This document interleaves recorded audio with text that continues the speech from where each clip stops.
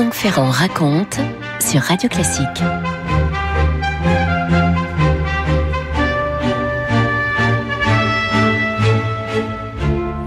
Ce compositeur dont je vais vous parler a été une des plus grandes gloires musicales de la musique viennoise. Il était né italien, mais il était viennois d'adoption, et on peut dire qu'il a éclipsé à Vienne tous ses contemporains à la suite de sa nomination en tant que maître de chapelle.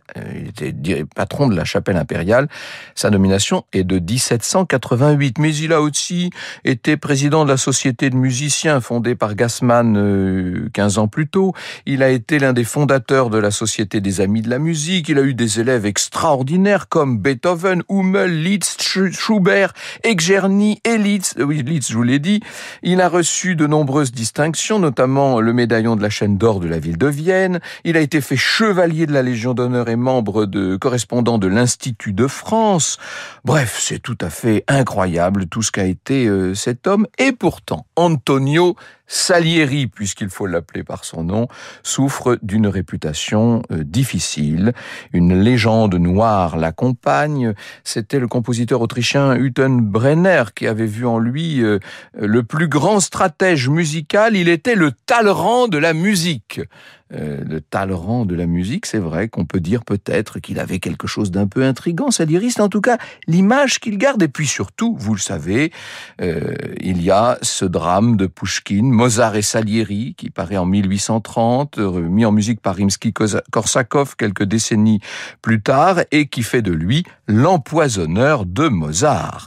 Premier tableau, Pouchkine fait prononcer au compositeur une phrase des plus prémonitoires compte tenu de la disgrâce dans laquelle est tombé Salieri. On dit qu'il n'y a aucune justice sur terre, mais il n'y en a pas davantage au ciel. Pour moi, cela est clair comme une simple gamme. C'était, comme le moins qu'on puisse dire, c'est que c'était de la part de Pouchkine extrêmement audacieux comme réplique. Salieri prend la décision d'empoisonner Mozart dans ce drame. C'est un monologue absolument glaçant. Voilà ce que Pouchkine lui fait dire. Je ne peux résister à mon destin, il me faut l'arrêter, car s'il s'élève plus haut encore dans l'art, la musique ne se relèvera jamais de sa disparition. Le théâtre, le cinéma vont ensuite vont filer la métaphore, si je puis dire. Peter Shaffer va tirer une pièce de cette rivalité Mozart-Salieri, pièce qui a un très grand succès à Londres en 79, à New York l'année suivante, et puis à Paris, puis dans le monde entier. Et puis cette pièce, elle a été donc adaptée à l'écran par Miloš Forman dans Amadeus. Couronné, meilleur film aux Oscars, Golden Globe, César et j'en passe, et des meilleurs. Et sur l'affiche, 8 mots qui semblent à jamais sceller le destin posthume de Salieri. Tout ce que vous avez entendu est vrai. Ben voilà, si on dit ça. L'acteur américain d'origine syrienne Murray Abraham, sous la férule de Losey, va composer un Salieri rongé de jalousie dans ce film. C'est d'ailleurs le personnage le plus remarquable du film, entre nous soit dit. Salieri est convaincu que Mozart est le plus grand génie du siècle, et quand on a du talent et qu'on est confronté au génie, comment est-ce qu'on peut survivre ? Eh bien, Salieri comprend la menace que représente pour sa carrière le jeune Mozart, et fou d'orgueil, il rejette Dieu, il essaie d'évincer Mozart tout en l'approchant pour comprendre d'où vient l'étincelle de ce génie-là. Franck Ferrand sur Radio Classique. On va peut-être revenir à l'histoire après les histoires. Antonio Salieri est né en août 1750. Il est né dans la province de Vérone d'un père qui s'appelait également Antonio Salieri, qui était lui-même mélomane. Il avait réussi dans les affaires, c'était un marchand cet homme-là. Le jeune homme au caractère déjà bien trempé vit dans un bain musical à 10 ans. Il ose reprocher à un organiste de jouer sans recueillement, vous voyez un peu le genre. En 1763, mort de sa mère, peu après, mort de son père. C'est un aristocrate ami de la famille qui va l'emmener à Venise, où il va poursuivre sa formation, notamment auprès de Peschetti, qui est second organiste à Saint-Marc. L'idée, c'est de le faire intégrer par un des conservatoires de Naples, mais évidemment, ça, c'est compté sans l'événement décisif que va être la rencontre de Salieri avec Florian Gassmann. Gassmann, c'est un compositeur reconnu à l'époque. Ça a été le successeur de Gluck au poste de directeur musical des 2 théâtres impériaux de Vienne. Il est envoyé dans les premiers mois de 1766 en Italie former une troupe d'opéra. C'est là qu'il va remarquer ce jeune Salieri, donc à Venise. Excellent chanteur, Salieri. Gassmann aussitôt fait de lui son protégé et ce petit Italien qui tourne le dos à l'Italie et à sa famille va en compagnie de Gassmann prendre la route de Vienne. Ils arrivent tous les deux en juin 66 et le lendemain, les voilà déjà qui sont à la Minoritenkirche, qui est l'église italienne, pour se recueillir. J'ai pensé que ton éducation musicale devait commencer avec Dieu, déclare à son élève ce maître assez étonnant. Maintenant, le résultat bon ou mauvais dépend de toi. J'aurai en tout cas accompli mon devoir, lui dit-il, et Salieri va considérer Gassmann comme une sorte de second père. Il est son véritable père d'une certaine manière. Je lui promis une reconnaissance éternelle pour tout le bien qu'il me ferait, et Dieu soit loué, je puis me vanter de l'avoir honnêtement manifesté à lui tant qu'il a vécu et après sa mort à sa famille. Salieri va parfaire sa formation sous la tutelle de Gassmann. Il compose ses premières musiques qui sont des musiques religieuses. Il devient son assistant à l'opéra et bien sûr que Gassmann va lui présenter tout ce qui compte à Vienne, bien sûr, notamment le librettiste Métastase, le compositeur Gluck. Il le fait entrer à la cour et il va être présenté à l'empereur Joseph II. Le bibliothécaire et premier biographe de Salieri, qui s'appelle von Mosel, relate la rencontre qui nous est décrite par Marc Vignal dans son livre, qui est un véritable livre de référence sur Salieri. Ça s'appelle tout simplement Salieri et c'est chez Bleu Nuit Éditeur. Je cite Marc Vignal. « Le monarque le reçut très gracieusement et s'adressa à lui de la manière qui était la sienne. « Ah, bonjour, comment vous sentez-vous à Vienne ?» Salieri, épouvanté, habitué depuis son séjour à Venise à qualifier les hommes de haut rang du titre d'excellence, répondit « Bien, excellence », mais se corrigeant rapidement, il ajouta « Exceptionnellement bien, votre majesté. » Le concert de chambre prévu commença. Salieri, ayant chanté aisément, son maître reçut l'ordre de toujours se faire accompagner de Salieri pour ses divertissements musicaux, et Gassmann maintenant sera fiché littéralement de Salieri, et c'est ainsi que débuta, nous dit Marc Vignal, le service de Salieri à la cour impériale, qui ne devait jamais s'interrompre, ce service-là. Joseph II, qui sans doute aura été de tous les souverains qu'on connaît, celui qui a le plus influencé la production d'opéra dans sa capitale. Vous connaissez toutes les anecdotes qui accompagnent cela. Joseph II va jusqu'à sa mort en 1790 rester le patron de Salieri, qui sera le dernier d'une longue lignée de musiciens vénitiens à avoir contribué au culte de l'opéra italien à la cour des Habsbourg. Franck Ferrand sur Radio Classique. Alors, vous voyez bien que l'homme dont on dit qu'il se sent menacé par le tout jeune Mozart est un musicien extrêmement établi, respecté, très soutenu, bien entendu. Et c'est vrai qu'en 1781, il voit arriver à Vienne cette espèce d'enfant prodige. Alors, en fait, la vérité, c'est que c'est plutôt Mozart qui cherche évidemment à attirer l'attention de la société viennoise. Ce serait plutôt Mozart qui aurait exprimé une grande jalousie envers Salieri au moment où il arrive à Vienne. Dans les lettres qu'il écrit à son père, le célèbre Léopold Mozart, Wolfgang Amadeus se plaint notamment de l'influence italienne dans les cercles qui entourent l'empereur. Salieri est tellement apprécié de l'empereur que Mozart écrit, par exemple, en décembre 1781, « Le seul qui compte à ses yeux est Salieri », et on sent toute l'aigreur du monde dans cette notation. Les deux compositeurs sont intéressés par l'opéra italien. Ils vont puiser aussi dans les œuvres de Beaumarchais, dans les pièces de théâtre de Beaumarchais. Et ils ont Lorenzo da Ponte comme librettiste. Et sans surprise, cette proximité professionnelle va engendrer, c'est vrai, de l'hostilité. Le livret de da Ponte pour Così fan tutte, qui d'abord s'appelait L'école des amants, avait initialement été écrit pour Salieri.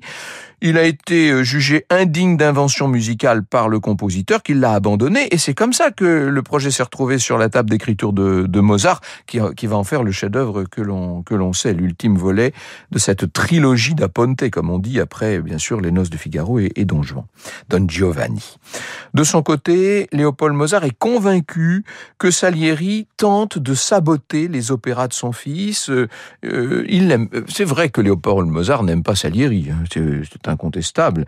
Et pourtant, la production des opéras de Mozart au théâtre de la cour de Vienne, je pense à l'Enlèvement au sérail ou aux Noces de Figaro, ces productions auraient été inimaginables sans l'accord de celui qui dirige les théâtres de la cour, c'est-à-dire Antonio Salieri. L'engouement pour les opéras italiens à Vienne servait les intérêts de Salieri. C'est vrai qu'il était un petit peu malmené quand même par la promotion des Singspiel et de l'opéra allemand à l'époque. Il fallait soutenir cette musique italienne. L'empereur, pour des raisons politiques, avait tendance à privilégier de plus en plus les œuvres d'inspiration germanique et donc Salieri avait intérêt à ce qu'il y ait le plus d'œuvres italiennes possible. Alors Jérémy Bigori, qui est l'artisan de notre émission d'aujourd'hui, pose la question: est-ce qu'on peut parler d'une rivalité hostile entre Salieri et l'enfant de Salzbourg? Je vous précise que Mozart était le cadet de Salieri de 6 ans. En vérité, nous dit Jérémy, cette rivalité serait survenue plutôt de façon posthume. Salieri cesse de composer au début du XIXe siècle pour se consacrer plus à l'enseignement. Il ne mourra à Vienne qu'en 1825, mais c'est vrai que au XIXe, il ne compose quasiment plus. Il se sent dépassé, démodé, il constate un changement dans le goût musical. C'est pas son tempérament. Et alors que la musique de Salieri semble complètement dépassée pour son époque, eh bien, il faut bien reconnaître qu'il y a une popularité en revanche de la musique de Mozart, une popularité sans cesse plus grande. C'est une popularité posthume, bien sûr. Et là, on peut comprendre que Salieri ressente une forme d'aigreur, et à ça s'ajoutent les rumeurs d'empoisonnement de Mozart. Une semaine après la mort de Mozart, la possibilité d'une mort par poison a été évoquée dans le journal musical hebdomadaire de Vienne, journal qui observait que le corps de Mozart était étrangement gonflé au moment de son décès.